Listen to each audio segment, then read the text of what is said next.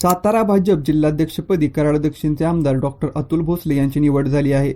जिल्हाध्यक्षपदासाठी अनेक जण इच्छुक होते, मात्र भाजपच्या वरिष्ठ नेत्यांनी धक्कातंत्र वापरत डॉक्टर अतुल भोसले यांच्या नावावर शिक्कामोर्तब केला आहे।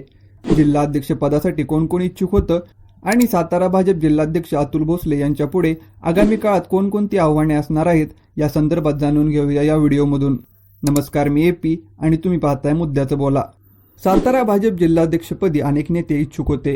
त्यातील प्रमुख नावे म्हणजे धैर्यशील कदम, रामकृष्ण वेताळ आणि सुनील काटकर।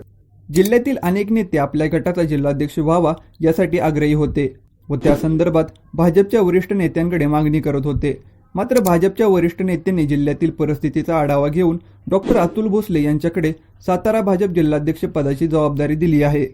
भाजपने जिल्ह्यातील भविष्यातील राजकारण डोळ्यासमोर ठेवून व त्याचबरोबर आगामी काळात होणाऱ्या स्थानिक स्वराज्य संस्थांच्या निवडणुकीच्या पार्श्वभूमीवर नवीन चेहऱ्याला संधी द्यावी या अनुषंगाने हा निर्णय घेतला असावा अशी शक्यता वर्तवली जात आहे। त्याचबरोबर अतुल भोसले यांची जिल्हाध्यक्ष पदासाठी निवड करून भाजपने राजकीय समतोल राखण्याचा प्रयत्न देखील केला आहे।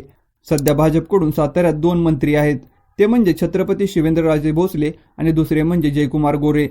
छत्रपती शिवेंद्रराजे भोसले हे सातारा भागातून येतात व जयकुमार गोरे हे मान खटाव भागातून येतात। त्यामुळे आमदार अतुल भोसले यांना जिल्हाध्यक्ष पदाची जबाबदारी देऊन भाजपच्या नेत्यांनी कराड भागाला न्याय देण्याचा प्रयत्न केला आहे। आगामी काळात अतुल भोसले यांच्यासमोर काही प्रमुख आव्हाने असतील।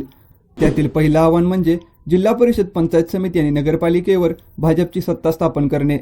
सातारा जिल्ह्यावर सुरुवातीला काँग्रेसचा प्रभाव होता, मात्र त्यानंतर राष्ट्रवादीने आपलं वर्चस्व प्रस्थापित केलं आणि सातारा जिल्हा हा शरद पवार यांचा बालेकिल्ला म्हणून ओळखला जाऊ लागला।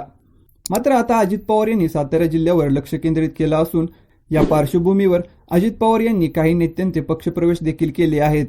मात्र राष्ट्रवादी आणि भाजप महायुतीमध्ये एकत्र असल्याने अतुल भोसले यांना राष्ट्रवादीला शह देऊन व त्याचबरोबर सातारा जिल्ह्यातील भाजपच्या आमदारांना बरोबर घेऊन आगामी काळात होणाऱ्या स्थानिक स्वराज्य संस्थांच्या निवडणुकीत भाजपला कसे यश मिळवून देता येईल यासाठी प्रयत्न करावे लागणार आहेत। तर दुसरं आव्हान अतुल भोसले यांच्या पुढे असणार आहे, ते म्हणजे संघटना मजबूत करणे। अतुल भोसले यांना ग्राउंडवर काम करून जिल्ह्यातील प्रत्येक भागात व प्रत्येक विभागात जाऊन भाजपची संघटना मजबूत करावी लागणार आहे। तर तिसरं आव्हान अतुल भोसले यांच्या पुढे असणार आहे, ते म्हणजे भाजपमध्ये अंतर्गत वाद होऊ न देणे। भाजपमध्ये सध्या सातारा जिल्ह्यातील दिग्गज नेते आहेत। प्रत्येक नेत्याचे आपापल्या मतदारसंघात निर्विवाद वर्चस्व आहे, त्यामुळे आगामी काळात या नेत्यांमध्ये काही वाद होणार नाहीत यासाठी अतुल भोसले यांना प्रयत्न करावे लागणार आहेत। मंडळी, तुम्हाला काय वाटतं? सातारा जिल्हाध्यक्ष आमदार डॉक्टर अतुल भोसले आगामी काळातील आव्हाने पार पाडू शकतील का? आणि आगामी काळात होणाऱ्या स्थानिक स्वराज्य संस्थांच्या निवडणुकीत अतुल भोसले यांच्या नेतृत्वात भाजपला यश मिळेल का? या संदर्भात तुमचं मत काय आहे ते आम्हाला कमेंट बॉक्समध्ये नक्की कळवा।